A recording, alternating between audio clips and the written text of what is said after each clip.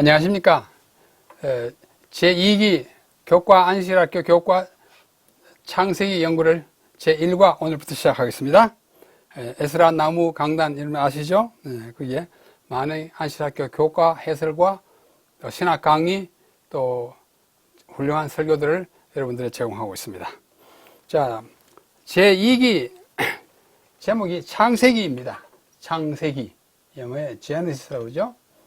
이 창세기라고 하는 교재를 쓰신 분은 자크 B 두캉입니다. 자크는 프랑스 말로 야곱이라는 뜻입니다. 그 다음에 B는 베냐민이에요. 두캉은 그 성이고, 이분이 유대인입니다. 유대인으로서 재림교회 신앙을 받아들여서 앤드루스 대학교에서 구약학 교수로 평생 봉사하시고 은퇴하신 분이고, 저는 제가 그 학교에서 공부할 때 이분이 저의 아주 주된 과목을 가르치는 교수여서 저와 매우 친근하게 제가 그분의 가르침을 많이 받았습니다.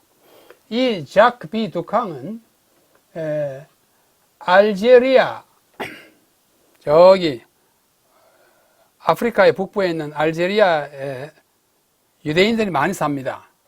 거기서 태어난 유대인이에요.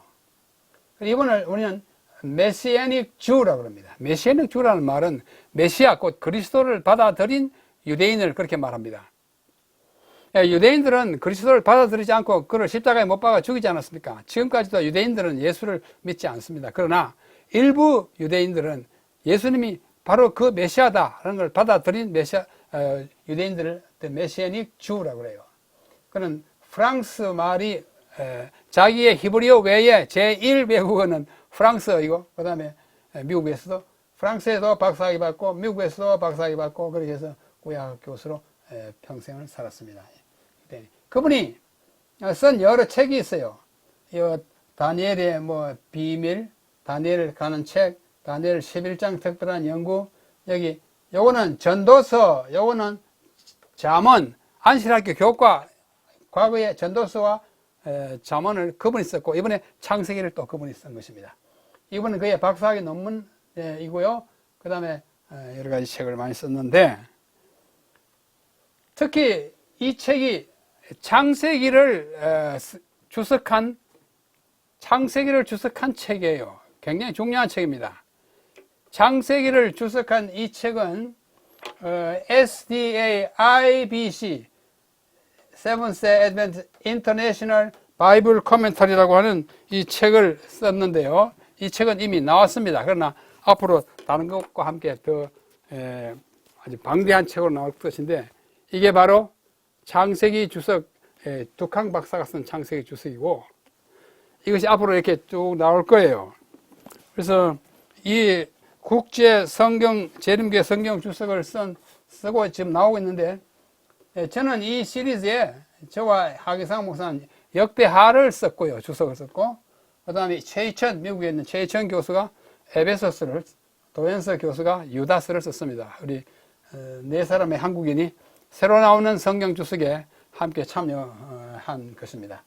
그 다음에 재작년에 나오는 Andrews Bible Commentary ABC라고 해요. ABC. 여기에 이 두캉 박사는 전도서를 썼고, 저는 스바냐서를 썼고, 도연서 교수는 고린도전서를 썼습니다. 이게 구약 한 권, 신약 한 권, 두 권으로 나와 있습니다. 그 다음에 다니엘, 끝에 관한 이상이라는 책을 이분이 썼는데, 임봉경, 우리 연합회 신학연구소장 임봉경 박사가 번역했고, 이것은 유대인으로 눈으로 본 요한계시록, 이것은 유동기 교수가 번역했습니다. 대단히 중요하고 우리가 유익을 많이 받을 수 있는 책들을 이 두캉 박사가 썼습니다. 저는 이번에 창세기 해설을 하면서 이 책에 나와 있는 많은 사상을 우리 교과에 없지만은 여러분들에게 안내해 드릴 것입니다. 제가 서론에서도 말씀드렸지만 창세기라는 이름은 세상을 창조한 기록이에요. 히브리인들은 이 책을 브레이시트라고 이렇게, 히브리인들은 이렇게 오른쪽에서 왼쪽으로 읽지 않습니까? 이 창세기 1장 1절의 첫 단어가 창세기의 책 이름입니다. 브레이시트. 그러면 태초에인데 그게 뭘 가리키느냐? 창세기를 가리키는 책 이름이에요. 그래서 BC 3세기에서 2세기에 처음으로 구약을 헬라어, 요즘 말로 하면 그리스어로 번역한 70인역, 72명이 번역해가지고 그 이름을 이는 떼버리고 70인역이라고 표현합니다. 영어로 셉튜어진트라고 그래요. 그 책에는, 그 성경에는 창세기를 게네시스라 합니다. 이건 헬라어이고 이건 라틴 말로 글자를 옮겨 쓴 거예요. 그 뜻은 뭐냐면 기원 또는 시작. 창세기는 기원, 세계의 기원, 인류의 기원을 기록한 책이잖아요. 아주 좋은 이름입니다. 그래서 그걸 이제 AD 4세기에 번역된 라틴 말 번역인 vulgata, 영어로 volgate라고 하는 이 라틴어 성경에는 히에로니무스, 영어로 하면 제롬이 번역한 거기에는 이걸 그대로 따가지고 제네시스라고 합니다. 라틴어로는 제네시스고 헬라어로는 게네시스이고 영어로는 제네시스, 이렇게 글자가 똑같지만 발음이 약간 다르죠. 첫 단어를 브레이시트, in the beginning, 하나님이 하늘과 땅을 창조했다. 이 뜻을 가진 브레이시트가 창세기의 책 이름입니다. 태초에, 태초라는 것은 천지가 창조될 때를 가리키는 단어입니다. 자, 제1과 창조 이야기입니다. 제가 어디서 참 지구를 창조하는 듯한 그러한 분위기를 자아내는 그림을, 우리 교과에도 이와 비슷한 그림이 있습니다만, 제1과의 기억절은 당연히 창세기 1장 1절입니다. 태초에 하나님이 천지를 창조했다. 우리는 그렇게 되어 있지만은 우리말에는 태초에 창조했다. 하나님이 하늘과 땅을, 이렇게 되어 있어요. 보시다시피 하나님이 이쪽에 두 단어를 거느리면서 하나님이 가운데 일컬어졌습니다. 계십니다. 하나님이 이 창세기 1장 1절의 중심이자 주인공이라는 뜻이에요. 이따가 더 설명하겠습니다. 창세기는 우주의 기원, 오리진과 만물의 시작, beginning에 관한 책입니다. 시작에 관한 책이에요. 인류의 유래와 초기 사건들의 정사, 올바른 역사예요. 전설 아니에요. 뭐 떠돌아다니는 무슨 이야기 아니에요. 정확한 역사예요. 그 책은 하나님의 영감을 받은 사람의 역사적 사실들에 대한 확인을 거쳐서 인간의 구원 역사에 필요한 부분들을 선택적으로 다 기록할 수 없어요. 뭐 책이 조금만밖에 안 되는데 어떻게 다 기록하겠습니까? 선택적으로 기록한 것입니다. 그 내용은 사실입니다. 영어로 하면 팩트예요. 팩트. 꾸며낸 얘기 아니고, 꾸며낸 허구 아닙니다.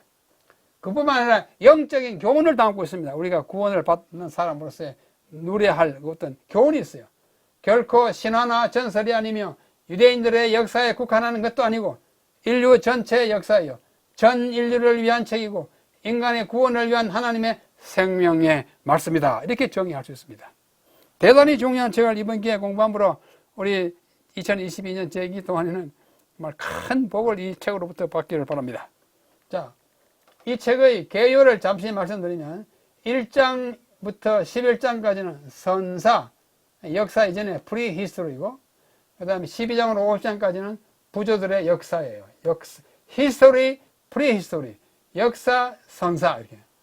여기 선사는 창조, 타락 두 부분을 나눕니다. 타락을 또다시 세 부분으로 나눕니다. 창조가 있고 타락, 인간의 아담과 하와의 타락이 있죠. 그 다음에 범죄가 3장은 아담의 범죄, 4장은 가인의 범죄, 그 결과로 나중에 죄악이 관영해서 홍수가 오고 그 다음에 바벨탑을 짓는 하나님을 거역하는 일이 있는데 요 세 개 중에 사이사이에 족보가 있어요. 족보가 좀 나옵니다. 이름이 많이 나옵니다. 이 족보가 왜 중요하냐면 누가 살았으며 어떻게 혈통이 유지되었는지를 우리에게 가르쳐주기 때문에 대단히 중요합니다. 성경은 족보가 대단히 많아요. 특별히 역대상의 1장부터 한 9장까지는 전부 이름 아닙니까? 예수님이 또 생애를 시작하는 마태복음도 뭐 아브라함, 이삭을 낳고 이삭, 야고보, 유다 형제를 낳고 쭉 나아가서 예수님 오잖아요. 족보 없으면 예수님이 어디에서 나왔는지 약속대로 오시는 분인지를 알 수가 없습니다. 족보는 대단히 중요합니다. 그 다음에 후반부는 아브라함의 이야기와 이삭의 이야기와 야곱의 이야기와 요셉의 이야기로 나누어집니다. 그래서 아브라함이 나와가지고 이삭을 바치는 22장까지를 창세기의 중심 이야기라 이렇게 표현하고 있습니다. 자, 이 부분은 제가 성경을 공부하는 학도로서 또 오랫동안 성경을 가르치는 교사로서 성경에 나타난 하나님의 모습이 도대체 참 어떤 것인가 깊이 오래 연구하게 되었습니다. 그 결과 오늘 여러분들에게 잠시 소개해드리는 이러한 사실을 제가 확인하고 깨닫게 되었어요. 먼저 하나님의 속성이 여기 나옵니다. 하나님 어떤 분이냐 그거예요. 하나님 어떤 분이라는 것이 성경에 쫙 나타나 있습니다. 그래서 대충 요약하면 하나님은 거룩하시고 사랑하시고 의로우시고 참되시고 선하시고 아름다우시고 강하시고 자유하시고 전지전능하시고 편재 어디나 다 계시고 자비하시고 신실하시고 위대하시고 인애하시고 또 질투도 하시고 질투하시는 하나님. 그 다음에 은혜롭고 긍휼이 많고 이게 다 하나님의 속성인데 그 중에서 5개의 속성은 성경의 첫 5책 모세 오경과 아주 밀접한 관계가 있다는 것을 제 나름으로 인식합니다. 하나님의 속성 중에서 인간의 구원과 관련된 하나님의 속성이 5개 있고 그 5대 속성과 모세 오경을 이렇게 연결 지을 수 있다고 저는 제 나름으로 이해하고 발견합니다. 여러분 동의하지 않으셔도 됩니다만은 제가 깨달은 것은 첫째, 하나님은 자유의 하나님이에요. 하나님은 절대로 억압, 구속, 마음대로 하지 않습니다. 우리에게 자유를 주시되 죽도록 주세요. 아담과 하와가 타락할 수 있는 자유까지 주셨습니다. 만약에 하나님 자유의 하나님 아니라면 아담과 하와가 선악과를 따먹으려고 할 때 옆에 와가지고 손을 살짝 잡고 이러면 안 따먹잖아요. 하나님 그렇게 못하세요. 왜? 본성이 자유이기 때문에. 모든 인간들을 다 잡아다가 하늘로 갈 수 있지만 못하세요. 왜? 하나님이 자유의 하나님. 의지와 선택의 자유를 주셨어요. 그 다음에 그분은 신실하세요. 한번 언약하시면 반드시 지키시는 신실함, 구원을 반드시 하시는 신실함을 이걸 헤세드라고 해요. 헤세드 하나님이에요. 하나님은 거룩하신 하나님이에요. 신성하시고 우리가 성화되기를 바라는. 그 다음에 하나님은 공의로우셔. 심판하시되 뭐 봐주는 거 없습니다. 유대인이라고 봐주는 거 없어요. 백인이라고 뭐 봐주는 거 없어요. 남자나 여자 공평합니다. 공정하고 심판할 때 공의롭게. 그 다음에 그분은 사랑이에요. 사랑 때문에 창조하시고 사랑 때문에 구원하십니다. 그래서 이 자유라는 하나님의 속성이 가장 잘 나타나 있는 책이 창세기예요. 히브리 말로 하면 느다바예요. 느다바는 자유라는 뜻입니다. 그 다음에 그분의 신실하심이 faithfulness, 헤세드인데 헤세드가 가장 잘 나타나 있는 책은 출애굽기입니다. 거기서 뭐 안식을 또 안 지키고 있지만은 모세를 통해 가지고 자 따라 나서라 구원해 주셨어요. 하나님은 우리를 일단 구원해 놓고 그 다음에 안식을 지키라고 명하셔요. 안식을 지키면 구원해 주게 했다면 그들이 구원 받을 수 없었습니다. 구원해 주겠다는 약속을 신실하게 그 다음에 거룩함을 유지하도록 우리에게 기대할 뜻에서 뭘 해라? 제사를 지내라, 예배를 해라 한 것이 레위기예요. 카도시라고 하는 거룩함을 우리에게 기대하는 책이 레위기입니다. 그 다음에 민수기에서 많은 시행착오를 겪어서 사람들이 불순종하고도 죽고 하나님이 또 용서하고 이게 반복되잖아요. 그럴 때마다 하나님께서 뭘 하시는 거니? 심판하시고 그 심판은 공정하신 공의의 하나님이십니다. 이것을 미시파트라고 그래요. 히브리 말로. 그 다음에 우리가 신명기에 이러면 지난 우리 신명기 공부 때 보았다시피 그 책에는 사랑이라는 단어가 많이 자주 쓰였습니다. 하나님은 사랑이다. 너 날 사랑하라. 내가 너를 사랑한다. 사랑이 하나님이 가장 강조하게 된 책이 신명기입니다. 아하바가 사랑이에요. 제가 이걸 시간이 있으면 더 좀 자세하게 풀어서 작은 책을 써볼까 하는데 시간이 있을지 모르겠습니다. 자, 제1소지 창조의 하나님. 하나님은 창조하시는 분이에요. 네, 그것이 오늘의 기본입니다. 시편 100편 우리가 너무 잘 아는 찬송시잖아요. 감사의 시예요. 온 땅이여 여호와께 즐거운 찬송을 부를지어다. 기쁨으로 여호와를 섬기며 노래하면서 그의 앞에 나갈지어다. 그 다음에 용례합니다. 여호와가 우리 하나님이신 줄 너희는 알지어다. 그는 우리를 지으신 이요. 뭐예요? 창조자시오.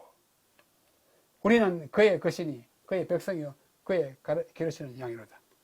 시편 100편이 감사의 시인데 왜 감사냐? 그분이 우리를 지으시고 우리를 양처럼 먹이시는 하나님이시기 때문에 감사합니다. 우리의 창조자인 것을 노래하는 시가 시편 100편입니다. 그래서 아까도 본 바와 같이 태초에 창조했다 하나님이 하늘과 땅을. 하나님 가운데 있어요. 하나님은 창세기 1장 1절의 중심에 위치하고 유대인 전통적 예배시에 낭송에서 가장 강하게 발음하는 아트나흐 악센트가 있어요. 악센트가 많습니다. 히브리어에는 악센트가 16가지 있는데 그 중에 아트나흐는 문장 가운데 가장 강하게 엘로힘 하나님이라고 강하게 발음하도록 찍어놓은 악센트가 아트나흐예요.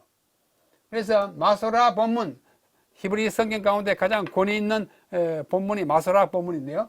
거기에 마소라 본문 해가지고 MT라고 해요. 엘로힘에는 찍힌 아트나흐는 그 단어를 강하게 발음하고 일단 멈추게 하는 단절 악센트입니다. 앞으로도 제가 마소라 본문이라는 말을 조금 사용할 텐데, 마소라라는 말은 전승, 전통이라는 뜻입니다. 전통적으로 확인된 성경 본문, 마소라 본문, MT라고 해요.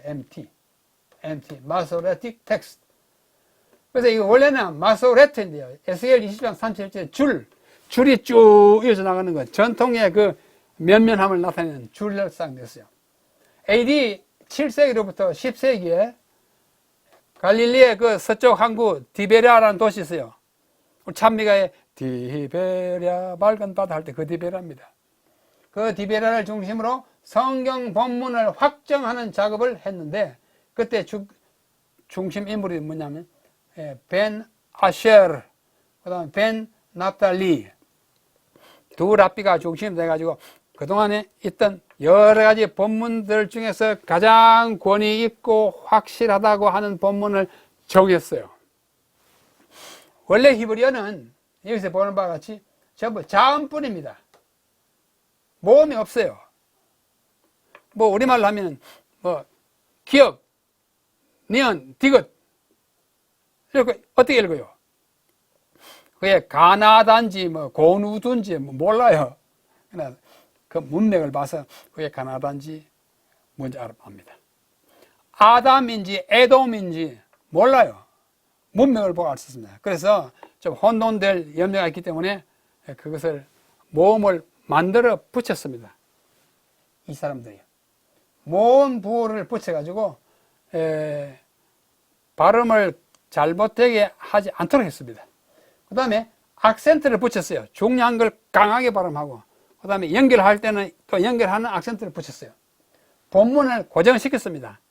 사본이 막 오락가락 하기 때문에 이것이 진짜 본문이다 고정시키면서 가장 권위 있고 성경 기자들이 쓴 원문에 가장 가깝다고 한 것을 확정했습니다.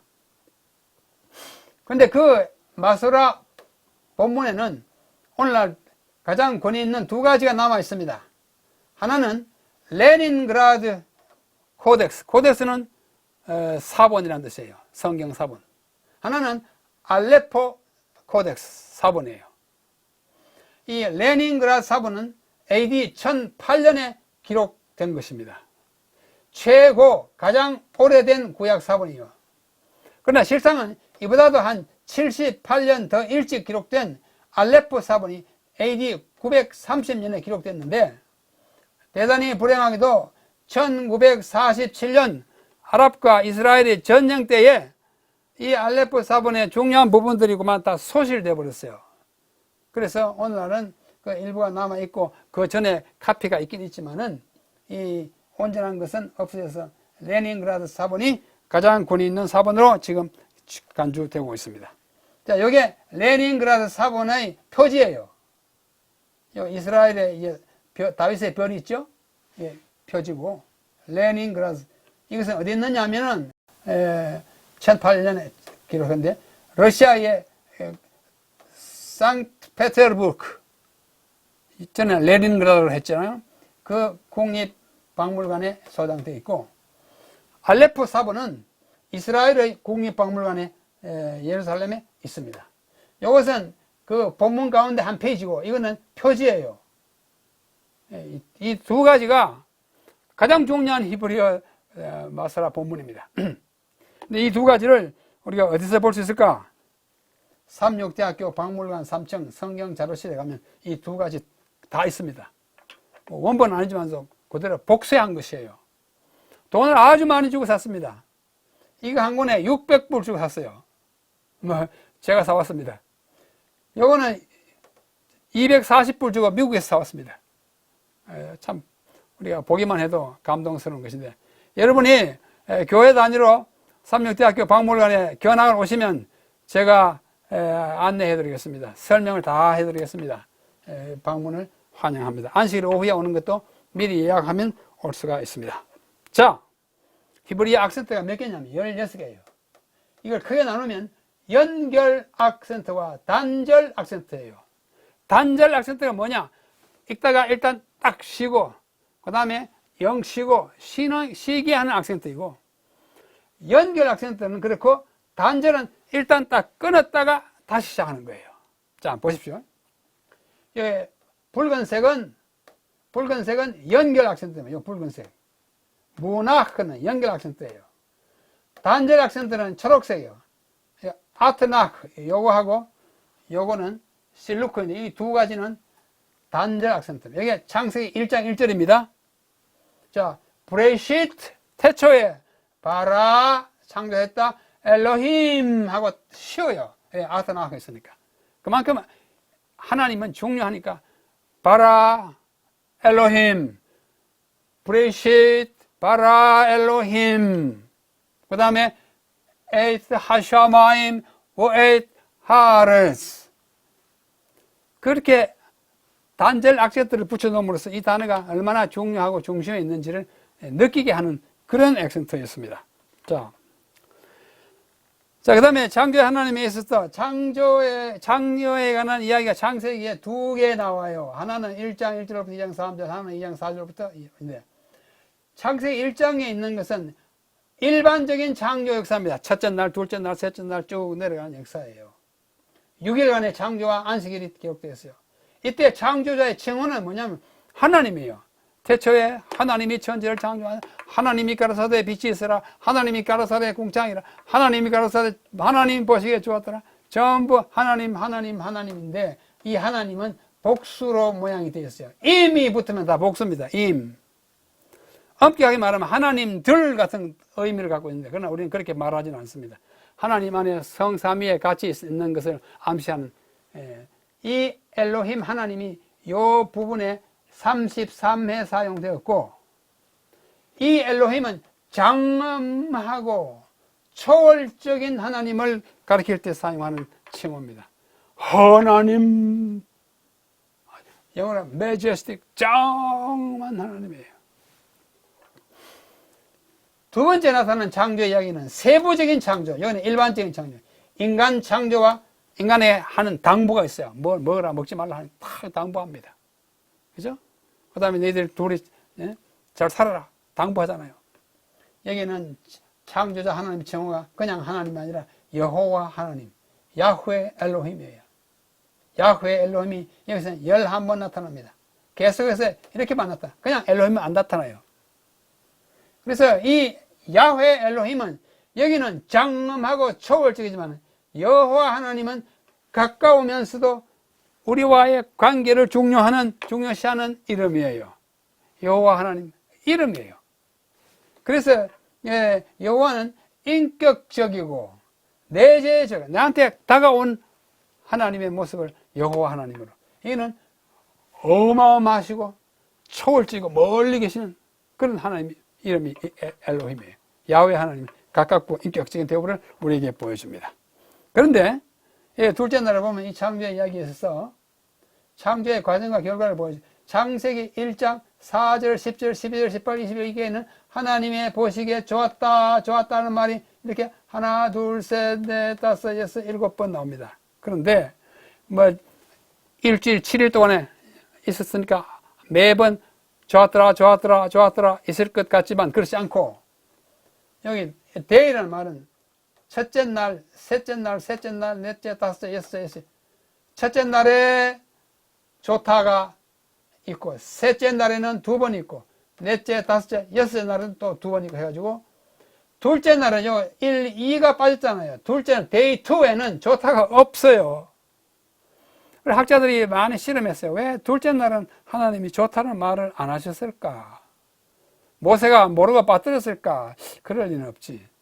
그래서 생각하다가 많은 학자들이, 아하, 둘째 날에 하나님 뭐 하셨습니까? 공창을 만드시고, 공창 위의 물과 공창 아래 바다의 물을 나누었잖아요. 그래서 공창 위에 물이 있었어요. 그러다가 노아 홍수 때 이 물이 하늘에서 다 내려와가지고 인류가 멸망했어요. 아하, 공창을 만드실 때 물이 위에 있다가 나중에 내려와서 인간을 심판하여 멸망시킬 것을 보신 하나님이 그날은 좀 마음이 언짢으셔서 좋았다는 말을 기록하지 않은 것이 아닌가 이렇게 생각하는 사람도 있습니다. 저도 거의 공감하는 입장이었습니다. 아마 그러실 것 같이 듭니다.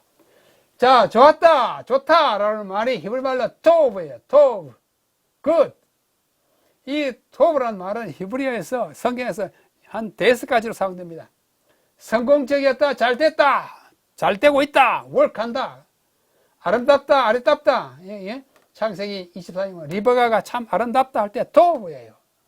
또 완전하다, 창세기 1장 31절에 보니까 하나님 보시기에 정말 좋았다, 완전하다, 선하다, 복되다, 훌륭하다, 나쁘다의 반대, 이런 의미를 갖고 있는데, 그러보라 하나님이 창조하신 세계는 히브리어 토브가 가지고 있는 이 단 5가지 의미를 다 가지고 있는 것으로 이해하면 좋습니다. 완전하고 훌륭하고 아름다운 창조였다. 이런 의미로 우리에게 비치고 있습니다. 참으로 그렇습니다.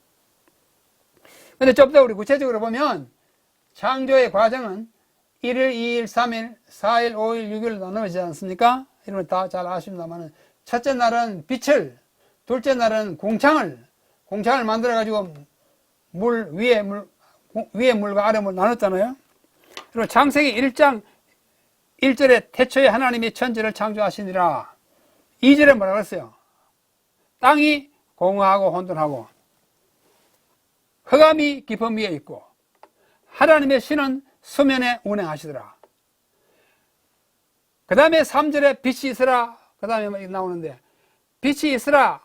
제1일 창조가 시작하기 전에 이미 2절에 땅이 있긴 있는데 공허하고 물이 있긴 있는데 어때요? 깜깜해요. 흑암이 깊음 위에 있더라. 그러니까 땅과 물은 6일 동안에 창조하기 이전에 이미 그 오래전에 만들어둔 땅덩어리 물 있는 것을 다시 인간이 살기에 적합한 환경으로 재조성한 것이 창세기 1장의 창조 과정이라고 설명하는 것이 오늘날 우리 본교회 학자들의 일반적인 생각입니다. 왜냐하면 빛이 있으라 하기 전에 이미 땅과 물이 있었잖아요. 그죠? 그거는 오래전에 이미 하나님 먼저 창조하신 것이 아닌가 생각합니다. 그런데 둘째 날은 물을 창조한 것이 아니라 궁창을 창조해가지고 물을 분리한 것 뿐이에요. 위에 물과 아래 물로. 셋째 날에는 묻이 노출되게 했어요. 땅이 원래 있었어요.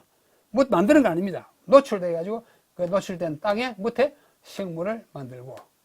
그 다음에 제4일은 1일과 이렇게 대조가 되는 광명을 만들었습니다. 일월성신, 해와 달과 별들. 자, 빛이 먼저 있어야 해와 달과 별이 생길 거 아니에요. 그렇죠? 그냥 흙덩어리가 가지고는 빛이 나지 않으니까. 그 다음에 새와 물고기를 지으려면 새가 날을 공창이 있어야 되고, 하늘. 물고기가 살 물이 분리되어 있어야 될 거 아니에요. 그 다음에 짐승과 사람이 창조함을 받아서 살려면 묻이 드러나야 될 거 아니에요. 물에 다 덮여 있으면 우리가 살 수가 없잖아요. 하나님께서는 아주 질서정연하게 첫째 날, 둘째 날, 셋째 날, 넷째 날, 다섯째 날, 여섯 날 아주 이렇게 화살표가 보여주는 것이 뭐 예비적인 단계를 거쳐서 그 다음에 마지막 단계를 하고 난 다음에 제7일에 안식했어요. 쉬시고 복 주시고 거룩하게 하셨어요. 자, 여기서 한 중요한 질문이 나타납니다. 제1일의 빛과 제4일의 광명은 어떻게 다른가? 성경에는 광명이라고 했지만은 많은 영어 성경에 보면 첫째 날에도 빛이라 light라고 그랬고 또 넷째 날에도 greater light, small light라고 그랬어요. 이 light가 똑같은가? 같지 않습니다. 첫째 날의 빛은 히브리 말로 오르예요. 오르이고 그 다음 넷째 날의 광명은 마오르예요. 오르는 빛 자체예요. 빛. 전기 같은 거예요. 영어로 하면 electricity. 자, 여기 지금 조명등이 많이 있어요. 뭐 형광등도 있고 조명이 있는데 이거 아무리 있어도 뭐가 없으면 안 돼요. 전기가 없으면 안 됩니다. 전기. 스위치를 딱 올려야 이게 올 거 아니에요. 스위치에 올리면 들어오는 그 힘, 전력, 전기 그것이 첫째 날의 오르입니다. 그러나 이것이 우리에게 환하거나 뭐 열을 빛을 주려면 이런 등이 있어야 돼요. 발광체가 있어야 합니다. 해와 달과 별에 그것은 빛을 주셨기 때문에 비치는 반사 또는 발사하는 전기가 있어야 하듯이 첫째 날은 이 빛은 전기 자체이고 전력, 넷째 날의 마오르는 발광체, 빛을 받아서나 또는 발하게 하는 그 히브리 말의 마라고 하는 말은 공간을 말합니다. 장소 또는 공간을 말해요. 그래서 오르가 담기는 공간이 마오르예요. 빛이 들어가서 비치는 것이 광명체입니다. 그렇게 이해하시길 바랍니다. 그 다음에 안식일이 나옵니다. 셋째 날에 창세기 2장 2절로 3절을 보면 일곱째 날에 이를 때에 마치고 모든 일을 마치고 일곱째 날에 안식일이고 일곱째 날을 복되게 하셨는데 안식일에 관한 계명인 제4계명에 보면 안식일을 기억하여 거룩히 지키라. 일곱째 날을 제7일은 하나님 안식일이다. 이 부분과 이 부분의 단어가 많이 겹쳐 사용되었습니다. 그러니까 제4계명은 창조 이야기하는 창세기 2장에 뿌리를 두고 한 계명인 것을 우리에게 말해 주고 있습니다. 뭐 안식하다는 말과 안식이라는 단어가 글자 똑같아요. 발음만 샤바트이고 이거는 샤바트이고 비슷해요. 그만큼 가까운. 자, 좀 더 가까이 보는 거예요. 창조기사의 안식일과 제4계명의 안식일이 다 연결되어 있습니다. 다 같은 말이 자꾸 반복돼요. 그러므로 안식일은 하나님께서 창조를 마치신 완성하신 날입니다. 안식일을 다 맞이해서 보낼 때까지 창조 주간의 모든 행사가 다 끝나지 않았어요. 그 다음에 안식일은 하나님께서 창조를 기념하러 안식하신 날입니다. 경축 행사까지 합쳐가지고 한 주일을 이렇게 채웠어요. 그 다음에 안식일은 하나님께서 축복하시고 거룩하게 하신 날이에요. 그래서 그것을 지키는 우리에게도 축복이 되게 하는 그 날입니다. 그 다음에 넷째 날에 가보면 인간 창조가 나온대요. 창세기 1장 26절, 29절에 보면 인간 창조에 대한 이야기가 쭉 나옵니다. 뭐 여러분 다 아시는 것이니까 하나님 말씀하십니다. 우리의 형상대로 우리의 형상을 따라 우리의 모양대로 우리가 사람을 만들고 땅 위에 있는 모든 것들을 다 다스리게 하자. 그 다음에 내가 남자와 여자를 창조해가지고 그 다음에 생육하고 번성하게 하고 그 다음에 이런 것을 식물로 주느라. 이렇게 말하는 것이 인간 창조의 이야기 26절로 29절이에요. 이것을 좀 더 정리하면 인간 창조에 5대 중점 사항이 있습니다. 1. 우리의 형상을 따라 우리의 모양대로 우리는 언제 써요? 나를 포함한 다른 분이 있을 때 우리잖아요. 나 혼자 있으면 우리가 말이 안 돼요. 하나님 우리가 창조하자면 하나님이 홀로 계시지 않고 하나님 가운데 다른 분이 함께 협력했구나. 성부와 성자와 성령께서 함께 했구나 하는 것을 암시합니다. 성경에는 이와 같이 하나님이 자신을 우리라고 표현한 부분이 5번 나와요. 창세기에 3번, 이사야서에 1번, 예레미야서에 30장 5절에 1번 나옵니다. 여기 창세기 1장 26절은 바로 이거고, 그 다음에 3장 22절에는 선악과 따먹지 마라. 그 다음에 우리 가운데 처럼 지식을 선악을 알게 안 되겠다 할 때 우리가 나오고, 그 다음에 11장에 바벨탑을 쌓을 때 우리가 내려가 보자 합니다. 그 다음에 이사야 6장 8절에 누가 우리를 위하여 갈까? 이사야가 내가 여기 있나이다. 우리. 그 다음에 예레미야는 우리가 저기 이상한 소리가 들리는데 그게 뭐냐? 우리가 이럽니다. 이건 뭘 말하냐면 적어도 5번 성경에서 하나님은 자신을 우리라고 표현합니다. 단일체 하나님이 아니고 복합체, 같이 계시는 하나님을 보여주고 있습니다.